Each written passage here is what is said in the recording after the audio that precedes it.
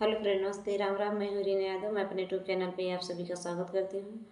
मैं आप सब बीच में बहुत प्यारा विवाह गीत लेके हूँ। मेरा गीत कैसा लगे कमेंट में जरूर बताना। अच्छा लगे तो लाइक सब्सक्राइब शेयर जरूर करना दोस्तों। आप सब आशीर्वाद दुलार जरूर देना मेरे चैनल पे। आप सब बहुत बहुत धन्यवाद दोस्तों। हमारे बाबा जी का चार सगरवा पुरैना लर देंगी जी। हमरे बाबा जी का चरस घरवा पुरैना लर देंगी जी। वहीं रे सागरे दूल्हे करया सननवा दुल्हन देई पूछती बात जी। वहीं रे सागरे दुल्हे करया सननवा दुल्हन देई पूछाई बात जी। के करय दुलारुआ दुलारुआ के बहिना क्यों बहिना सग बोई जी।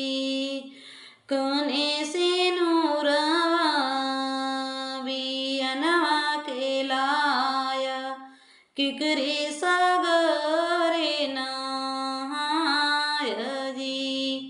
माई काया पाने उलरुआ दुलारुआ अपने बहिनिया सग भाई जी।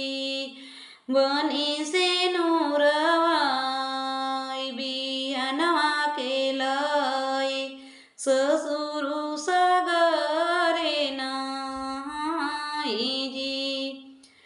इतना बचन जब सुनय दुल्हन देई जाई माई लग ठड़ जी।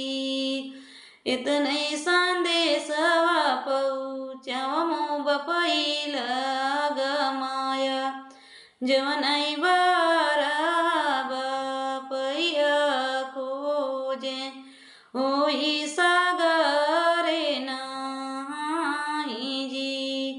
जवन नागर में बपैया बर खोजे होई सागरे नहाई जी।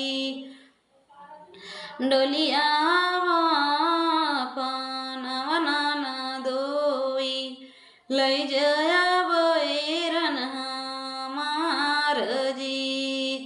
डोलिया सफानव मोरे नन दोई लई जया बैरन हमार जी।